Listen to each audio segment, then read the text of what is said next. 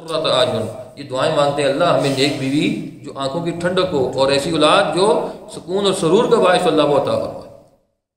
یہ بڑی دعا ہے، نوجوانوں کو یہ دعا یاد کرنی چاہیے، ٹھیک ہے نا، یہ وظیفہ ہے۔ کچھ علماء کہتے ہیں جنہیں شادی نہیں ہونی، لیٹ ہونی ہے، وظیفہ پڑھا کرن ربنا ہب لنا۔ میں نے خود میٹرک 9 میں یاد کیا، 10 میں تو فرسٹ ایئر میری شادی ہوگی تھی، فرسٹ ایئر میں، سیکنڈ 19 20 21 سال کا تھا، میں شادی ہوگی تھی۔ سوچ لیں بڑے وظیفہ ہے، حافظ صاحب وظیفہ پڑھا کرو نماز کے بعد۔ خزیمہ بھائی پتہ نہیں پڑھتے ہیں کہ نہیں پڑھتے، ان کو ہم کہتے ہیں پڑھا کرو، شادی سے پہلے بھی پڑھا کریں، انشاءاللہ تعالیٰ نیک بیوی دے گا، اور شادی کے بعد بھی جو ہے وہ پڑھا کریں، اللہ اور دے گا، جو دی ہوئی ہے اس کو بھی نیک بنائے گا۔ کیا خیال ہے؟ صحیح بات ہے، بس ٹھیک ہے، انشاءاللہ دعا کریں، پھر اللہ کرے۔ اللہ اکبر۔ اس کے ہے اس صورت میں بار بار اللہ تعالیٰ کے جو اسم ہے یا اللہ تعالیٰ کی جو صفت ہے، ٹھیک ہے نا، جیسے برکہ یا تبارکہ یا اس طرح کا وہ تذکرہ کیا، اور صورت کے آغاز ہی سے اس کا آغاز ہوتا ہے کہ تبارک الذی نزل الفرقان علی عبدہ لیکون للعالمین نذیرا۔ بڑی بابرکت ذات ہے، بڑی عظیم ذات ہے، پاک ذات ہے، مبرہ ذات ہے، وہ جس نے اپنے بندے پر کتاب اتاری ہے تاکہ وہ کیا کرے، لیکون للعالمین نذیرا، پوری دنیا کے لوگوں کو ڈرائے، پوری دنیا کو اللہ تعالیٰ کا تعارف پیش کرے۔ تو اس لیے اللہ تعالیٰ نے یہ قرآن پاک نازل کیا ہے اپنے بندے پر۔ پھر اسی میں آگے کر کے پھر دوبارہ برکت کا ذکر ہے، تبارک الذی ان شاء جعل لکم خیرا من ذلک، بہت برکت والا ہے اگر چاہے تیرے لیے اس سے بھی بہتر بنا دے۔ یعنی یہ جو نبی صلی اللہ علیہ وسلم آپ سے مطالبات کیے جا رہے ہیں کہ مکے کو آپ اس طرح کر دیں، یہ چیز اتار دیں، یہ کر دیں، تو فرمایا اللہ تعالیٰ سے بہت کچھ کر سکتا ہے۔ تو پھر دوبارہ برکت کا ذکر ہے، مشرکین مکہ کے جو ہے خود ساختہ معبودوں کی بے بسی کا نقشہ کھینچا ہے۔ فرمایا کہ یہ جو جس چیز کی یہ جو پوجا کرتے ہیں، ٹھیک ہے، یہ ان میں نہ عقل ہے، نہ ان میں فہم ہے، نہ ان میں فراست ہے، کچھ بھی نہیں ہے، ٹھیک ہے، یہ خود پیدا ہوئے ہیں، کوئی ان کو پیدا نہیں کر سکتا۔ سوری، یہ الٹ ہو گیا، یہ خود نہ پیدا ہوئے ہیں، یہ خود کسی چیز کو پیدا نہیں کر سکتے بلکہ خود پیدا ہوئے ہیں، خود اللہ نے ان کو جو ہے وہ، اگر یہ زندہ معبودوں کو پوچھتے ہیں تو اللہ تعالیٰ کی پیدا کردہ ہے، لیکن خود کسی کو پیدا نہیں کر سکتے۔ اور اگر بے جان ہیں تو یہ خود تم اپنے ہاتھوں سے ان کو گڑھتے ہو، پھر تم کو ان کو خدا کیسے بنا سکتے ہو جب کوئی کسی چیز کو پیدا نہیں کر سکتے۔ تو ان کی بے بسی کا جو ہے قرآن پاک میں ذکر کیا گیا ہے، الذی لہ ملک السماوات والارض ولم یتخذ ولدا ولم یکن لہ شریک فی الملک وخلق کل شیء فقدرہ تقدیرا واتخذ من دونہ آلہۃ لا یخلقون شیئا وہم یخلقون، کہ وہی ذات ہے جس نے آسمانوں اور زمین کی بادشاہی جس کے قبضے میں ہے، نہ اس کی کوئی اولاد ہے اور نہ کوئی اس کی بادشاہی میں کوئی شریک ہے، وہ اللہ ہے جس نے ہر چیز کو پیدا کیا، پھر اس کا کیا کیا، فقدرہ تقدیرا، اس نے ہر چیز کا ایک اندازہ مقرر کیا، تقدیر مقرر کی۔ سبح اسم ربک الاعلی الذی خلق فسوی والذی قدر فہدی، اللہ ہے جس نے ہر چیز کا ایک پیمانہ مقرر کیا، ہر چیز کا ایک حساب تول مقرر کیا۔ تقدیر دو معنوں میں ہو سکتی ہے، ایک تقدیر جو ہم قیامت تک کے احوال کے بارے میں، قیامت تک کے علم کے بارے میں جو اللہ لکھ دیتا ہے اس کو تقدیر کہتے ہیں، ایک تقدیر بمعنی ہر چیز کو ایک مناسب انداز میں اور مناسب مقدار میں پیدا کرنا، یہ بھی تقدیر کہلاتا ہے، ٹھیک ہے۔ مثال کے طور پر جو اللہ تعالیٰ قرآن پاک میں سورہ اعلیٰ میں فرماتا ہے کہ الذی خلق فسوی، اللہ تعالیٰ نے تمہیں پیدا کیا مناسب انداز میں، تناسب رکھا ہے، ٹھیک ہے۔ اب ہمارا جسم دیکھ لیں، اگر ہم اپنے جسم پہ غور کریں تو یہاں سے بھی اللہ تعالیٰ کی قدرت کاملہ کا ذکر ہوتا ہے کہ اتنا خوبصورت جسم اللہ تعالیٰ نے پیدا کیا، ایک وقت تک بڑھتا ہے، ایک وقت بعد نہیں بڑھتا، بنسبت اس کی دوسری جاندار مخلوقات ہیں جیسے نباتات بڑھتے ہیں تو بڑھتے ہی ہیں، ٹھیک ہے نا، زمین کے اندر ان کی جڑیں ہیں تو بڑھتی ہی جاتی ہیں، زمین سے اوپر ہیں تنے تو تنے بڑھتے ہی جاتے ہیں، پتے ہیں تو وہ جو ہے وہ بڑھتے ہی ہیں، ان کی شاخیں بڑھتی ہی بڑھتی ہیں، اور کس طریقے سے جو ہے یہ نباتات بڑھتے ہیں اور پودے بڑھتے ہیں، اس کی نسبت جانور ہے، ایک وقت تک ان کا جسم بڑھتا ہے، پھر اس کے بعد نہیں بڑھتا، تو فرمایا یہ ایک وقت تک بڑھانا پھر اس کے بعد روک دینا، یہ کون کرتا ہے؟ الذی خلق فسوی فقدرہ تقدیرا، ہر چیز کا ایک وقت مقرر کیا جائے گا۔ اسی طریقے سے چاند کا ایک وقت مقرر ہے، اس طریقے سے سورج کا ایک وقت مقرر ہے، ایک وقت پہ طلوع ہوتا ہے، ایک وقت پہ غروب ہوتا ہے، چاند ایک وقت پہ جو ہے وہ اس کی جو ہے وہ مقدار یا اس کی جسامت بڑھتے پتہ تک جاتا ہے، پھر اس کے بعد گھٹنا شروع ہوتا ہے، یہ کرتا کون ہے؟ اللہ تعالیٰ کرتا ہے۔ تم وفی انفسکم افلا تبصرون، اپنے نفس پہ غور کرو، جسموں میں غور کرو کہ اللہ تعالیٰ نے تمہارے جسموں کے اندر کتنی اپنی تخلیق کے مظاہر کو جو ہے وہ ظاہر کیا. مثال کے طور پر میں نے کئی دفعہ مثال بیان کی ہے. آپ اپنے جسم میں دیکھیں, ہمارے جسم میں یہ سر کے بال ہیں, یہ داڑھی کے بال ہیں. داڑھی کے بال بڑھتے ہیں, ٹھیک ہے, سر کے بال بھی بڑھتے ہیں, پھر ہم کو کاٹتے ہیں, ہم ان کو مناسب کرتے ہیں. لیکن اسی کی نسبت یہ جو ہمارے آنکھوں کے بال ہیں اور ہمارے ہاتھوں کے بال ہیں یہ نہیں بڑھتے. یہ جو ہمارے ابرو کے بال ہیں یہ نہیں بڑھتے. کون ہے وہ ذات جو سر کے بال تو بڑھاتی ہے, داڑھی کے بال بڑھاتی ہے, لیکن ہماری آنکھوں کے بال اور ہمارے بازو کے بال نہیں بڑھاتے؟ اللہ اکبر. ایسا پیچھے کنٹرولنگ سسٹم اللہ تعالیٰ نے رکھا ہے جسم کے اندر, جو ایک چیز کو جو بڑھا رہا ہے ایک چیز کو نہیں. یہ کون کرتا ہے؟ سوچیں اگر ہماری آنکھوں کے بال بھی بڑھنا شروع ہو جائے, ہمارے جسم کے بال بڑھنا شروع, ہم کیا بن جائیں؟ اللہ اکبر. اسی طریقے سے یہ جو ہمارے ناخن ہیں یہ کیلشیم کے بنے ہوئے ہیں, ٹھیک ہے.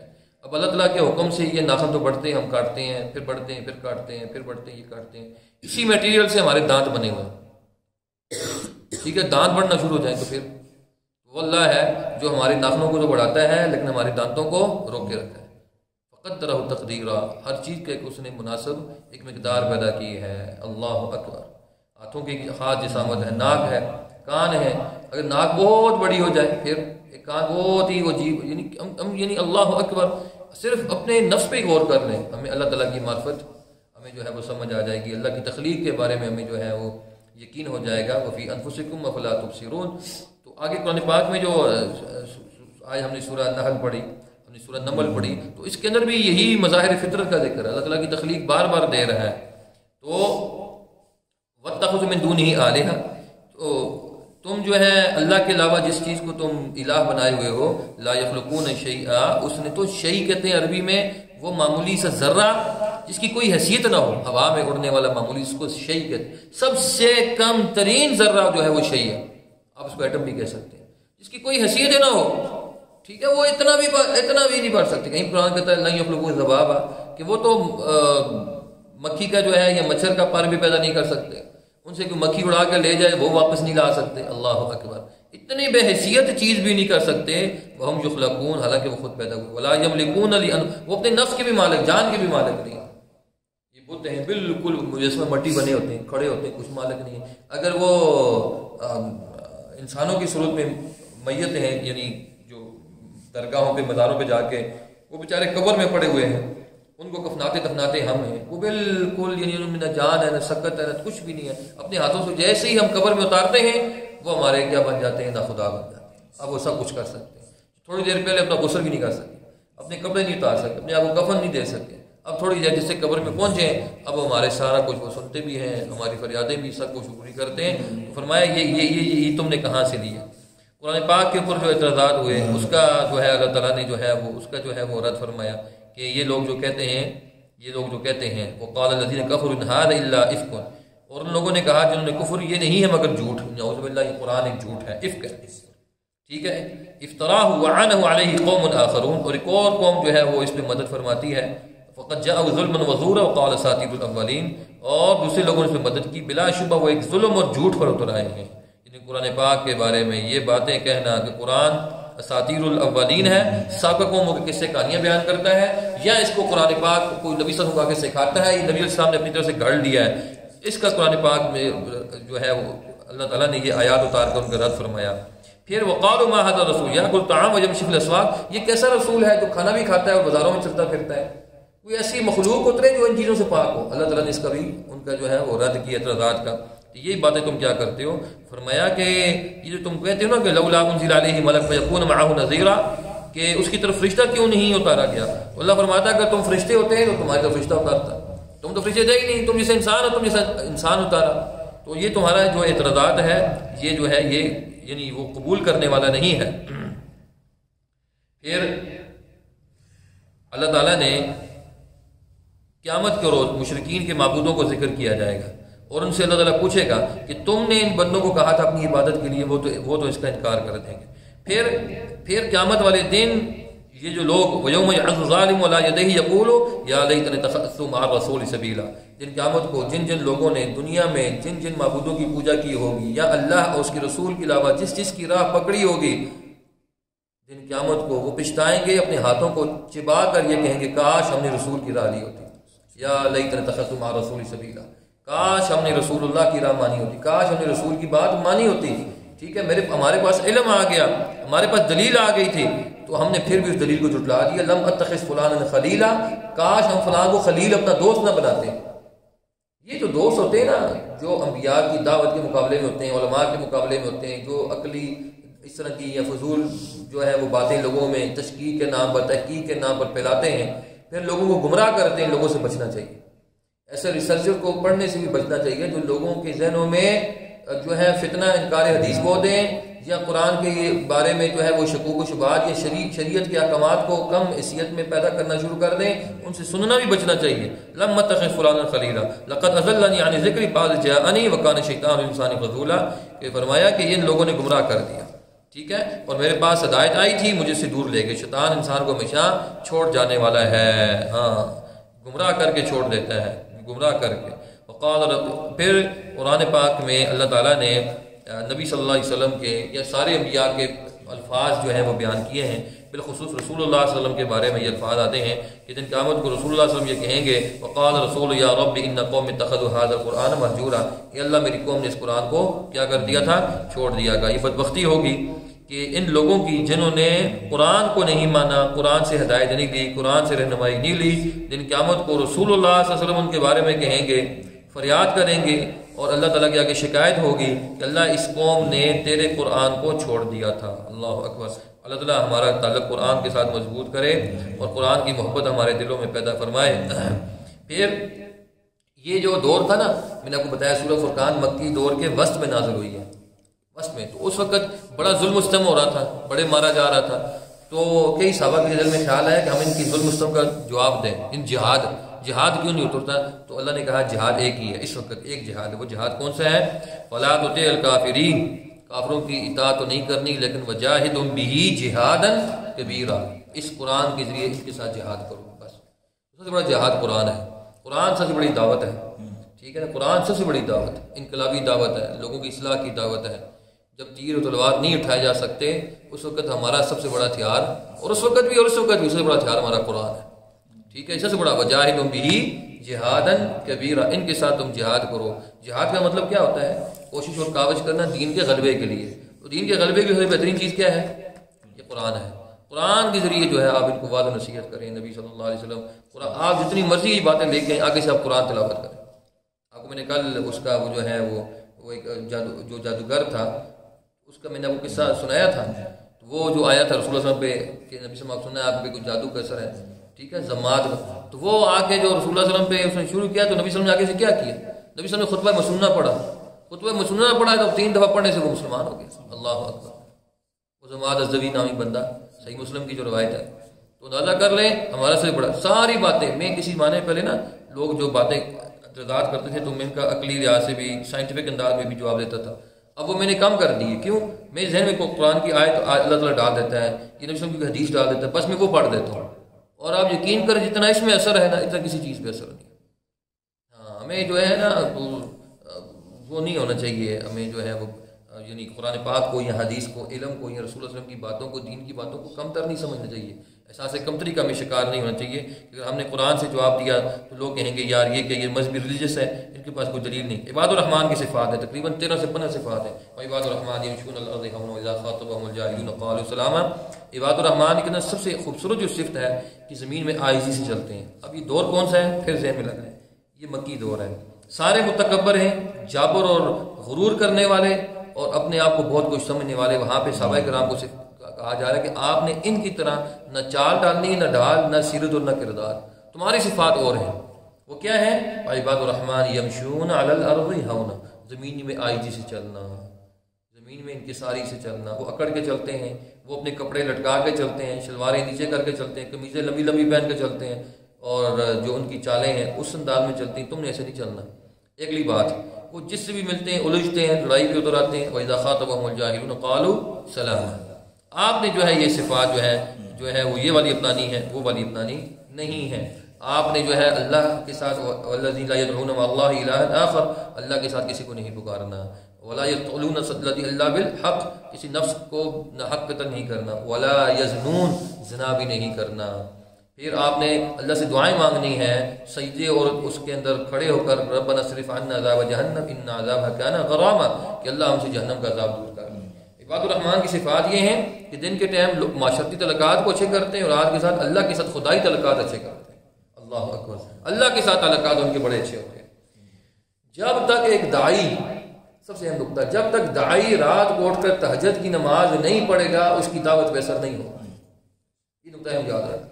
کوئی بھی شخص، کوئی بھی مسلمان مومن جب تک وہ دعوت کی فیلڈ کے اندر اللہ کے ساتھ تعلق کو مضبوط نہیں کرے گا، اخلاص پیدا نہیں کرے گا، اس کی زبان پہ دعوت اثر نہیں کرے گی. ٹھیک ہے. تو عباد الرحمن صحابہ کرام کو کہا جا رہا ہے کہ آپ نے اگر ان کے شر سے بچنا ہے تو آپ نے اللہ کے ساتھ تعلق مضبوط کریں، تہجد کی نماز کی ذکر اور اللہ تعالیٰ سے یہ دعائیں مانگیں ربنا اصرف عنا عذاب جہنم ان عذابها كان غراما. اللہ جہنم کا عذاب ہم سے دور کر، یہ جہنم کا عذاب ہم سے چمٹ جانے والا ہے. تو پھر آگے اللہ تعالیٰ نے یہ فرمایا کہ یہ وہ لوگ ہیں جو اپنے لیے دعائیں مانگتے ہیں کہ اللہ ہمیں اچھے جوڑ اور ہمیں اچھی بیوی اچھی اولاد نصیب فرما. ٹھیک ہے نا. ربنا هب لنا من ازواجنا وذرياتنا قرۃ اعین. یہ دعائیں مانگتے ہیں اللہ ہمیں نیک بیوی جو آنکھوں کی ٹھنڈک ہو اور ایسی اولاد جو سکون اور سرور کا باعث اللہ عطا فرمائے. یہ بڑی دعا ہے. نوجوانوں کو یہ دعا یاد کرنی چاہیے. ٹھیک ہے نا. یہ وظیفہ ہے. کچھ علماء کہتے ہیں جنہیں شادی نہیں ہونی، لیٹ ہونی ہے، وظیفہ پڑھا کریں ربنا ہب لنا. میں نے خود میٹرک 9 میں یاد کیا، 10 میں تو فرسٹ ایئر میری شادی ہوگی تھی. فرسٹ ایئر میں 19 20 21 سال کا تھا میں شادی ہوگی تھی. سوچ لیں بڑے وظیفہ ہے.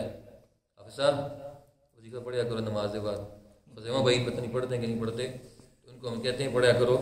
شادی سے پہلے بھی پڑھا کریں، انشاءاللہ تعالیٰ نیک بیوی دے گا. اور شادی کے بعد بھی جو ہے وہ پڑھا کریں اللہ اور دے گا. جو دی ہوئی ہے اس کو بھی نیک بنائے گا. کیا خیال ہے؟ صحیح بات ہے. بس ٹھیک ہے انشاءاللہ دعا کریں پھر اللہ کرے. اللہ اکبر. اس کے جو عباد الرحمن اللہ کو دے گا کیا؟ اولئک یجزون الغرفۃ بما صبروا ویلقون فیہا تحیۃ وسلاما. اللہ ان کو جنت میں بلند و بالا محل دے گا. کیوں؟ کردار جو بلند ہو گیا، جو انہوں نے صبر جو کیا ہے. بما صبروا. اے صحابہ میرے تم نے اتنا دور جو ہے تکلیفوں کا کاٹا ہے. اے لوگوں جو تم لوگوں کی تن چشنی یا ان کا ظلم و ستم برداشت کرتے ہو، یہ اہل غزہ والے اتنی مارے کھا رہے ہیں، تو کیا اللہ ان کو مقام، جتنا آپ کا صبر، جتنا آپ کا اللہ کے ساتھ تعلق بڑا ہوگا اتنا آپ کو مقام و مرتبہ بھی بڑا ملے گا. اللہ اکبر. اولئک یجزون الغرفۃ بما صبروا. تمہیں بلند و بالا محل دیے جائیں گے، بلند و بالا، اونچے اونچے. اللہ اکبر. کیونکہ تمہارا کردار بہت بلند تھا، صبر بہت بڑا تھا، اللہ کے ساتھ وفا بہت اونچی تھی، تمہارا مقام و مرتبہ بھی بہت بڑا ہے. اور آخری جو آیت ہے نا یہ بڑی اہم ہے سورہ الفرقان کی جو آخری آیت ہے. اللہ کہتا ہے دعا مانگا کرو. یہ قل ما یعبو بی ربی لولا دعاکم، قل ما یعبو بکم ربی لولا دعاکم. کہ اگر تمہاری دعا اور التجا نہ ہوتی تو میرا رب تمہاری مطلق پرواہ نہ کرتے. فقط کذبتم فسوف یکون لزاما. تمہیں تو اللہ کا عذاب آ گیا تھا، چمٹ جانے والا تھا. اللہ عبادت کی وجہ سے تمہیں اللہ روکا ہے، دعا کی وجہ سے. بعد کہتے ہیں آیات مشرکین مکہ، کیونکہ پھر بھی آ کر بیت اللہ میں اللہ کو پکارا کرتے تھے، اس وجہ سے اللہ نے ان کو بڑا عذاب ڈال کے رکھا. ہاں یہ بڑی اہم بات ہے. بعض گناہ ایسے ہوتے ہیں کہ اللہ کا عذاب فوراً آ جاتا ہے، لیکن اللہ کیوں نہیں ٹالتا؟ کیونکہ وہ بندے کیا کر رہے ہوتے ہیں؟ لولا دعاکم، وہ دعا مانگ رہے ہوتے ہیں، ساتھ ساتھ دعائیں بھی کر رہے ہوتے ہیں. تو بندہ ہم گناہ گار ہیں، خطا کار ہیں، ٹھیک ہے نا. تو دعا اپنی لازماً اللہ تعالیٰ کے ساتھ جاری رکھیں گا، دعا نہ چھوڑا کریں. اور پچھلی جو آیت ہے قل ما یعبأ بکم ربی، تمہاری اللہ کو مطلق پرواہ ہے ہی نہیں، یعنی کوئی تمہارا اللہ تعالیٰ وہ نہیں کرے گا. دوسری بات دھیان نہیں کرے گا. جب تم دعا کرو گے پھر تمہارے پر اللہ کی رحمت متوجہ ہونا شروع ہو جائے گی. اللہ اکبر. تو یہ دعا کی بڑی اہمیت ہے، دعا کی بڑی فضیلت ہے کہ آپ دعا کے ساتھ اللہ کے ساتھ رشتہ مضبوط کریں، دعا کے ساتھ. اور میں اس دن بھی کہا تھا کہ دعا اگر مشرک بھی کرتا ہے نا، مشرک کافر، اللہ اس کی بھی قبول کرتا ہے. قرآن پاک میں 3-4 جگہ جو ہے یہ بات موجود ہے کہ وَإِذَا رَكِبُوا فِي الْفُلْكِ دَعَوُا اللَّهَ مُخْلِصًا، کہ جب وہ کشتی پہ سوار ہوتے ہیں تو مخلص ہو کے کس کو پکارتے ہیں؟ اللہ کو. اور پھر جب فَلَمَّا نَجَّاهُمْ إِلَى الْبِرِّ، ہاں إِلَى الْبَرِّ، نیکی کو کہتے ہیں إِلَى الْبَرِّ، جب اللہ ان کو خشکی کی طرف نجات دیتا ہے تو کیا کرتے ہیں وہ؟ پھر اذا ہم مشرکون، پھر شرک شروع کر دیتے. اللہ کو پتہ ہے کہ انہوں نے شرک کرنا ہے، پھر بھی میرا اللہ تعالیٰ اس وقت کی جو خلوص کی دعا اللہ تعالیٰ رد نہیں کرتا. ایک مشرک ہے جب اللہ کو پکارتا ہے اللہ تعالیٰ اس کی دعا کو رد نہیں کرتا. جب ایک مومن دعا کرے گا تو اللہ تعالیٰ کیسے اس کی دعا کو جو ہے وہ یعنی اس کو نہیں قبول کرے گا، رد کرے گا. تو دعا کے ساتھ اللہ تعالیٰ کا جو ہے رشتہ مضبوط کیجیے۔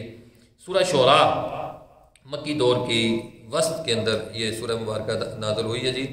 میرے خیال میں ٹائم بہت ہو گیا تو بس اس کو یہیں پہ اختتام کرتے ہیں۔ نبی صلی اللہ علیہ وسلم کا ایک غم بیان کیا جا رہا ہے۔ نبی علیہ السلام دیکھیں، وہ میں اکثر کہتا ہوں یہ غم جو ہے نا، مجھے اور آپ کو اپنے اندر یہ تڑپ لانی چاہیے ایک دائی کو۔ تواسین مین تلک آیات الکتاب المبین، یہ آیات ہیں روشن کتاب کی۔ لعلک باخع نفسک الا یکونوا مؤمنین، اے نبی آپ اس غم میں اپنے آپ کو ہلاک کر دیں گے کہ یہ لوگ ایمان کیوں نہیں لاتے۔ اللہ اکبر۔ رسول اللہ صلی اللہ علیہ وسلم راتوں کو اٹھ کے رویا کرتے تھے۔ نبی علیہ السلام کو اتنا غم ہوتا تھا کہ نبی اتنے روتے تھے کہ نبی کی ہچکیاں بند جاتی تھی۔ لعلک باخع نفسک، اے نبی آپ اپنے آپ کو ہلاک کر دیں گے، اپنی جان سے ہاتھ دھو بیٹھیں گے اس بات پہ غم کر کر اللہ یکون مؤمنین کہ یہ لوگ جو ہیں میرے مشرک، یہ جو مکے کے لوگ ہیں، میرے رشتہ دار ہی ہیں، میرے ساتھی، میرے پڑوسی، یہ ایمان کیوں نہیں لاتے۔ دائی صرف دعوت نہیں دیتا، وہ بے غرض نہیں ہو جاتا۔ دائی ایک شدید تڑپ رکھتا ہے اگلے کے بارے میں۔ آج ہمارے دل نا اپنے بھائیوں کے بارے میں بھی نا وہ کھٹے سے ہو چکے ہیں۔ ہم کسی سے بات کرنے کے لیے تیار ہی نہیں ہوتے، ہم کسی سے بات کرنے کی دعوت دینے کے لیے ہم کسی کے ساتھ چلنا ہم گوارا نہیں کرتے۔ ایک ذہن بنا لیا ہے، بس نہیں جانا ہے، اپنے اس سرکل میں رہنا ہے، بس ہم ٹھیک ہے، اگلا گمراہ ہے، بس ہم نے اپنی طرف سے ایک فتویٰ لگا لیا ہے، ایک ذہن بنا لیا، اب ہم نے اس کو نہیں سمجھانا، یہ بات نہیں کرنی، یا کرنی ہے تو اس کے اس طرح کی دعوت دینی ہے کہ اس کو بالکل دین سے نکال کے ہی ثابت کرنا ہے۔ یہ جو دعوت کا انداز ہے کہ اگلے کے بارے میں داعیانہ انداز، اسلوب کی بجائے فتوے والا انداز لگا کے جب ہم دعوت پیش کریں گے ہماری دعوت میں اثر نہیں ہوگا۔ بڑی حکمت کے ساتھ، بڑے پیار کے ساتھ ان کو لائیں، ٹھیک ہے نا، ان کو پیار محبت سے کسی نہ کسی طریقے سے لائیں کہ کسی طریقے سے لوگ جڑیں اور ایمان کی طرف آئیں۔ اللہ اکبر، اللہ اکبر۔ تو یہ جو ہے نا نبی صلی اللہ علیہ وسلم کو سمجھایا جا رہا ہے۔ سابقہ انبیاء کا جو ہے وہ بہت ہی تذکرہ کیا گیا، ٹھیک ہے۔ کافر اور مومن کی سوچ کا جو ہے وہ فرق بیان کیا جا رہا ہے۔ اچھا، یہ جو سورہ الشعراء ہے، ٹھیک ہے نا، سورہ شعراء کے اندر وہ سورہ اس کے بعد آتی ہے سورہ النمل، اس میں تھوڑا سا اس میں اللہ نے ان لوگوں کا ذکر کیا ہے جو لوگ اللہ کے نافرمان تھے، باغی تھے، اللہ تعالیٰ ان کو ہلاک و برباد کر دیا۔